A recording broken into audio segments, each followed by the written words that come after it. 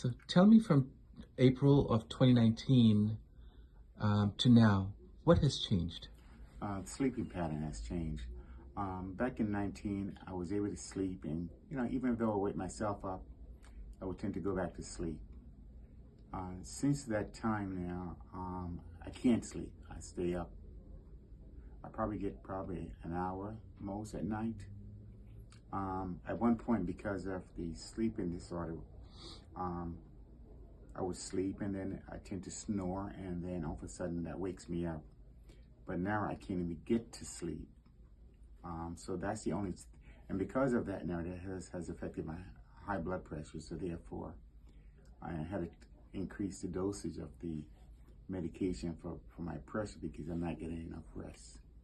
And that's pretty much the only thing that has really changed over the last 2.5 years.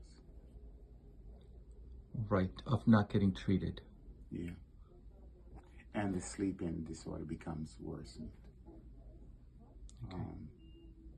It's that I get tired, but I just can't sleep. My mind just keeps very active mind. So I'm thinking. And that has prevented me from really slowing down and actually falling asleep. So usually throughout the day, probably in the late afternoon, after 2 or 3 o'clock, it usually starts catching up on me where I have to sleep. And even if I do fall asleep, it's just for about an hour or so. Right. So that's the problem, right? So Yeah. because you didn't get enough sleep, this is like a vicious cycle. Yeah. When you don't get enough sleep or you don't get the restful sleep, you're tired during the day and eventually it catches up. Yes. It's called sleep homeostasis, which means the longer the body is awake, the more it needs sleep. Right?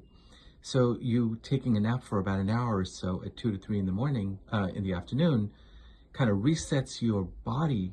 It gets the rest. Now it's awake. And that's why you're having such a hard time falling asleep. Right. Because the body just doesn't need the sleep at that moment.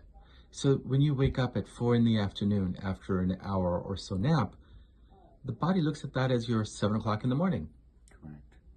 So not wants to stay awake till about 8 o'clock, 9 o'clock for Right. the next 12, 13 hours. Correct. But that next 12, 13 hours becomes 3 o'clock in the morning. He doesn't need it. Dr. Singh, okay? Thank you. He doesn't need it.